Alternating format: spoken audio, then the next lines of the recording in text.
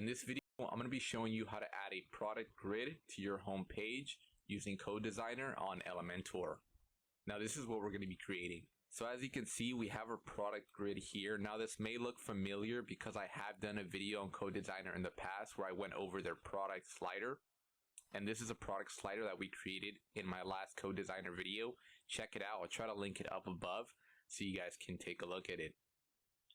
Now, let me go ahead and show you guys the responsiveness of this product grid. It's actually very clean and I do like how it looks. As you can tell, whenever I add a product, it gets added to my cart, which is right above here. Now, let me go ahead and shrink this out so you guys can see how this looks and see how responsive it is. So as you can tell, whenever we head to tablet, it's still looking good, and whenever we head to mobile, it's looking great as well.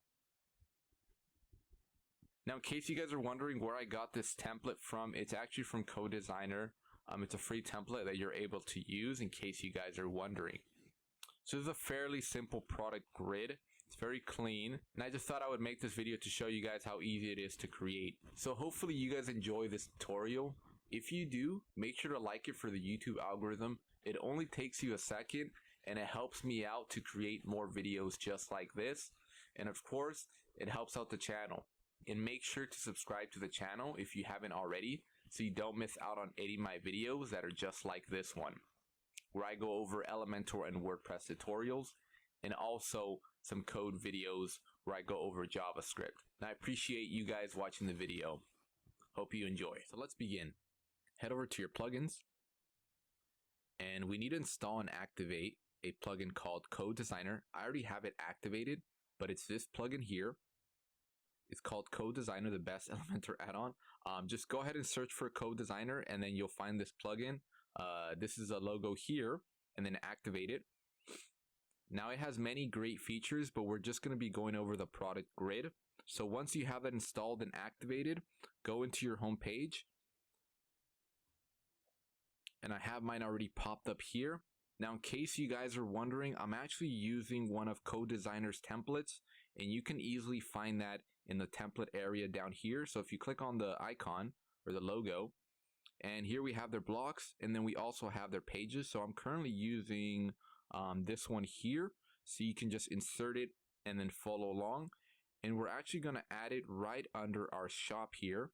So now that we have that set up, go into your elements and then scroll to the bottom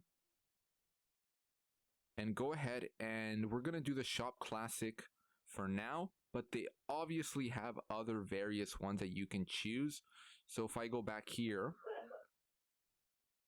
we can see that we have shop classic, shop standard, and shop curvy. And we also have the shop slider, which I already went over in a different video. So you guys can check that out on my channel. But let's start off with the shop classic. So let's go into our shop element here. So I'm going to right click it and go into the shop classic. So first of all, we have it set right now to 3 columns, but I want to set to 4 columns so it all fits perfectly here. And then we're going to go ahead and have about 8 products. There we go. Currently, I only have 8 products, but if we wanted to have different pages, you're actually able to do that as well in case you have more products. You can see here that we can go to the 2nd page and the 3rd page and so on. But just for this video, I'm going to set it to 8 products because that's the amount that I have on the website currently. Now let me go back to the layout in case I skipped anything. So we can actually add a content alignment to this. We can set the content to the middle, and then we can also set it to the right, but that doesn't look great. So we're just going to have it set to the left side. And then we have our product source here. So currently we have it just set to the shop, but you can use related products, upsells, and various others here. But I'm not going to be going over those because those aren't too important. But the most important part is our custom query, where we can go ahead and choose categories. And I just love that we're able to do that here. And then we can order these by ascending, descending, and order by ID if you wanted to. But we can do title and whatnot and random. Or we can even do top seller, top rated, but I'm going to set it to just ID for right now. And then this is where we can choose our categories. And we can add multiple categories, not just one, which is something I really love. So we're able to do whatever category you want. I'm using fruit, obviously, grapes. I have in each category, I only have like one product, but that's why you're not seeing that many on here. But I just wanted to show you guys that example so you can set those up there. But I'm going to set it to default just to show all of my products there. And then we can even exclude certain categories that we may not want. And then also we can include products from other categories, which is super helpful. And then we can exclude products from the categories that we currently have that we're using. And then from here, we have on sale products. So if we only wanted to show the on sale products, we're able to do that. And then maybe we can change the title to on sale products or products on sale. And then we can hide products that are out of stock if we needed to. And then offset's not really that important. And then from here, we have product image. So let's say whenever they click on the image, currently, as you can tell, whenever I click on the image, nothing happens, but we can set it to zoom so then people can see the product image if that was something that you wanted to do. But most of the time, whenever someone clicks on an image, it means that they want to go to the product page. So we want to go ahead and set this up to product page instead. And then under that, we have sale ribbon. So in case you wanted to show the sale ribbon, which obviously I do, but you can just remove it. Now, if you're creating this for a different language, obviously you can change this to whatever language that may be when it comes to sale. And then we have stock ribbon. I don't have any out of stock, so there's not really a problem there, but I can go ahead and just remove that if I wanted to. But I'm going to leave it as is. And then we have cart. So we have this little cart icon. If we wanted to actually remove that, you can. But I'm going to leave it there. And then we have wish list. I don't need a wish list, but if you did want that there, you can have it. I'm going to remove it. And then we have pagination in case we want to have pages. So let's say currently right now, I just move this down and then we can see our pagination here. Let's say I actually want to remove those numbers, so I can just click this to hide, and then it'll only show my current products that I have displayed on here, and it won't show the pagination. So that is up to you how you want to go about doing that. I'm going to set it to default anyway. It's not going to show anyway, so we can just leave it to show just in case. And then let's go into style here. So we can adjust our card height here. I currently like it how it's already set up, so I'm just going to remove this, and it's great set by default. And then we can change the background color. Personally, I think this is already a good design, so I'm going to leave it as is. So I'm not really going to adjust that there, but feel free to adjust the background so then it goes with your website. You can even add a background image, and you can also add a gradient. And then we have a border. So if you don't want to have a border, you can just have it set to none. But I kind of do like that border, so I'm going to leave it as is. We can adjust the color of the border in case we wanted to, but that looks fine.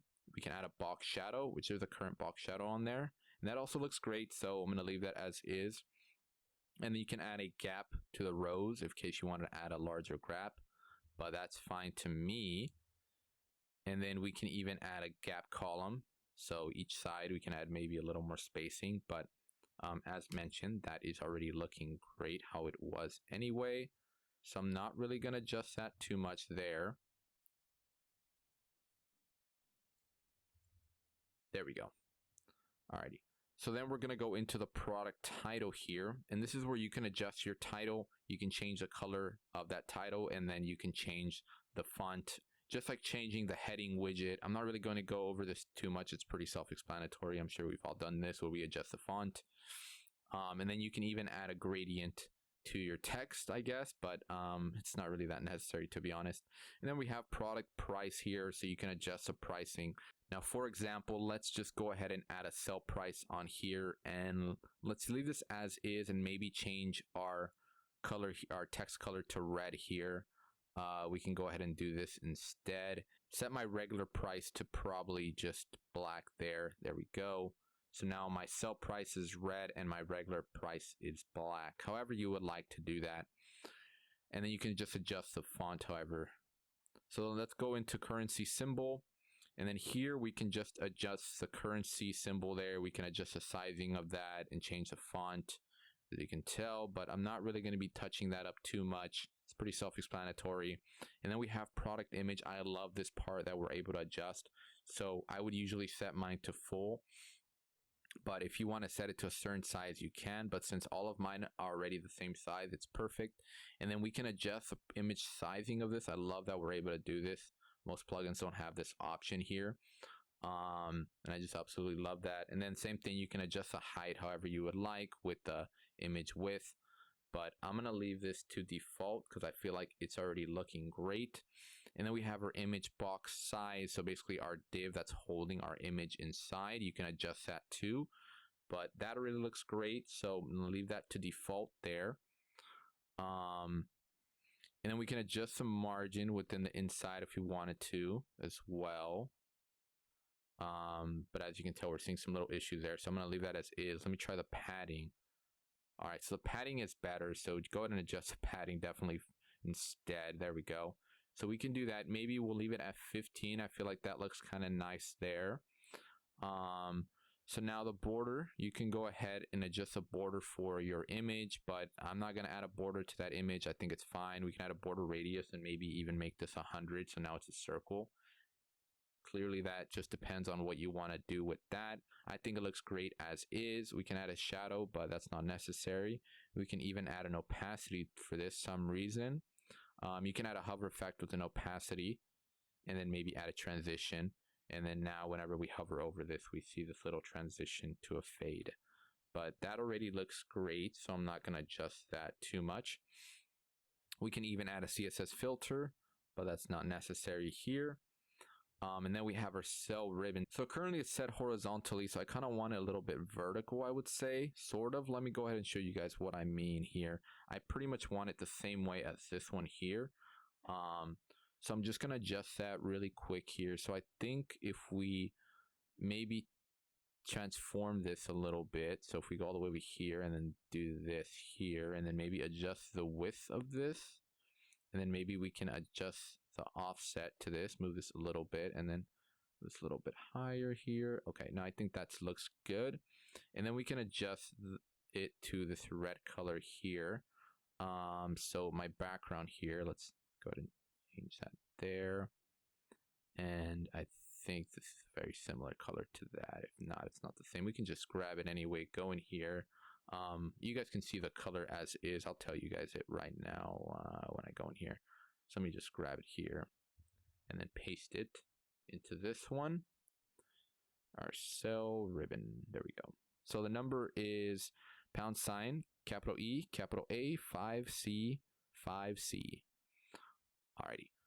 So now we can even adjust the typography, but that is fine for me. So I'm not going to change that up too much. You can adjust the padding on this. We can add more padding to this, but that kind of messed it up there. So I'm going to go back to how it was. There we go. I think that looks fine. But if we wanted to, we can add maybe some, oops.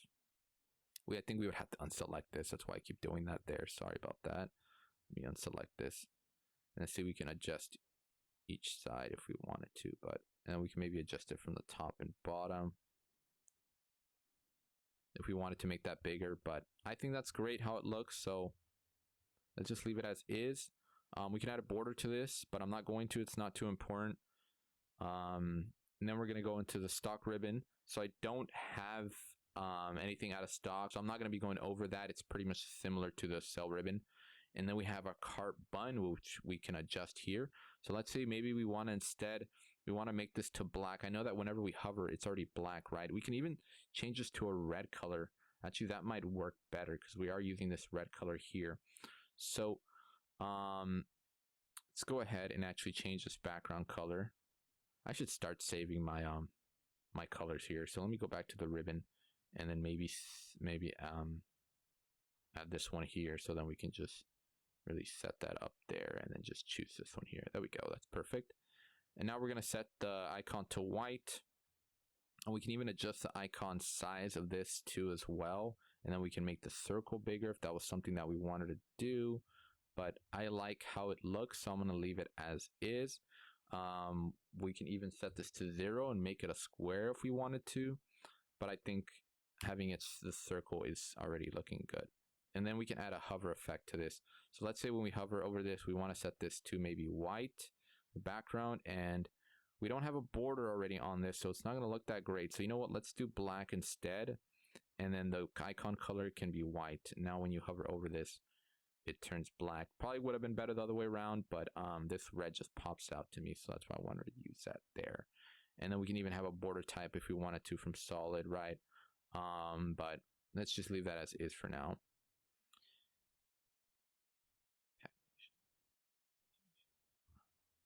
Alrighty, and then we have pagination, which currently I'm not showing any right now, but let me go in here and set this to about 6, so then we can adjust that if we need to. Oops, let me click on this, go into that, go into my style, and then go into pagination, and we can go ahead and actually start to adjust this here. We can adjust the gap and space this out. We can maybe move this to the left instead, which might look better, depending on how you want to go about doing that. The left actually does look pretty good, so I'm like either picking the left or the right, but I think I'm just going to click on middle. I think that's perfect. We can adjust the arrow, so we can adjust this arrow here with a different icon. Obviously, whenever we click to number 2, the arrow is going to be switched to this side, but I'm going to leave it as is. I think that arrow is fine. We can adjust the font size for these, but I think it already looks good how it was. And we can adjust the area size, which is just a circle, but like I mentioned, that already looks great to me. You can adjust the line height to this, that looks fine. Everything already looks fine, so I'm not going to adjust this too much, but we can adjust the background color to this if we wanted to, maybe make it red or something, or white. And then the active one is it's pretty much already set to default anyway. I'm basically setting it to how it was, but maybe we can set that to red. But then we can even set a hover if we wanted to. We can maybe add a border and then set this to a hover state or something, right? And then just do this here to our border width and then set it to black. And now when we hover over this, you see that. And the text probably needs to be black as well, but there we go. The transition is really slow, so let's just try to do this a little bit faster. There we go. And then maybe let's go back and set the active to black, because I think that already worked pretty good. And there we go. So that looks really clean. And everything's looking good now. So let's go ahead and see how this looks, and then we'll start off on the mobile really quick. So if I scroll down here, you can tell it's looking great. I'm going to go back and actually change this back to 8. So then everything's even here. And I guess I accidentally moved my slider here. How did that happen? I have no idea what just happened here. Let me go back in my history here and... Alright, there we go. And let's click on here. And let's set this to 8 instead. So let's go ahead and make this responsive. And let's head over to tablet. And let's go ahead and correct some issues. So just in case you're having this issue, go ahead and make sure you click on your Shop Classic element here. And let's go into style, and it should be card height. So let's go to adjust this just so that we can see our entire card. Let's not leave that much spacing at the bottom though. Let's leave it about 373. I think that's fine. Let's go back to content. So just in case you have it like this for some reason, go ahead and set it to the left side. Now we can set it to the middle if that is something that you wanted to do, but you do have to extend your height a little more just so then you can view the add to cart button. So let's go ahead and just leave that to the left side and just set it where it's flex space between. That's what it looks like it's going on there anyway. So now that's looking fine. That looks great. So I'm not going to adjust that. Let's go into mobile. Let's make sure that mobile's looking good. So it looks like mobile's great so far, except the height we just need to adjust a little bit here. So let's go into style again and let's just adjust our height. Let's not give it that much height there. And it looks like everything's looking great. We didn't really have to make that many adjustments, it looks like, to the mobile version and the tablet version, because everything's already kind of set up for us. Let's go ahead and take a look at this here. And let's just make sure that this looks good on our live version here really quick.